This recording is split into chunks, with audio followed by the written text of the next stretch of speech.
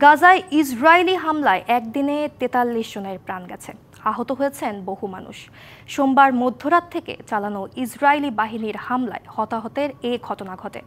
দক্ষিণাঞ্চলীয় খান ইউনিস শহর থেকে ফিলিস্তিনিদের এলাকা ছেড়ে যাওয়ার নির্দেশ দেওয়ার পর ইসরায়েলি বাহিনী গাজায় বোমা হামলা চালিয়েছে। এর আগে গাজার দ্বিতীয় বৃহত্তম শহর খান ইউনিসে নতুন করে জোরপূর্বক বাস্তুচ্যুতির নির্দেশ জারি করে ইসরায়েল।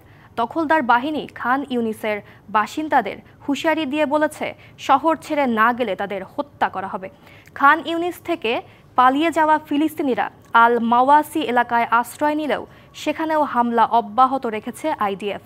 এদিকে কানাডা, ফ্রান্স এবং যুক্তরাজ্যের নেতারা গাজায় নতুন করে আক্রমণ বন্ধ না করলে ইসরায়েলের বিরুদ্ধে কঠিন পদক্ষেপ নেওয়ার হুমকি দিয়েছেন। অন্যদিকে ২২টি দেশ অবরুদ্ধ এই উপত্যকায় ত্রাণ সরবরাহের জন্য ইসরায়েলের প্রতি আহ্বান জানিয়েছেন। তবে বিভিন্ন দেশের আহ্বান প্রত্যাখ্যান করে হামলা চালিয়ে যাওয়ার হুমকি দিয়েছেন ইসরায়েলি প্রধানমন্ত্রী বেনিয়ামিন নেতানিয়াহু। নগদ পেমেন্টে ৫০০ টাকা পর্যন্ত ক্যাশব্যাক আর লেনদেনে প্রতিদিন ডিপ ফ্রিজ এবং ঘন্টায় ঘন্টায় এসি, টিভি সহ দারুণ সব গিফট।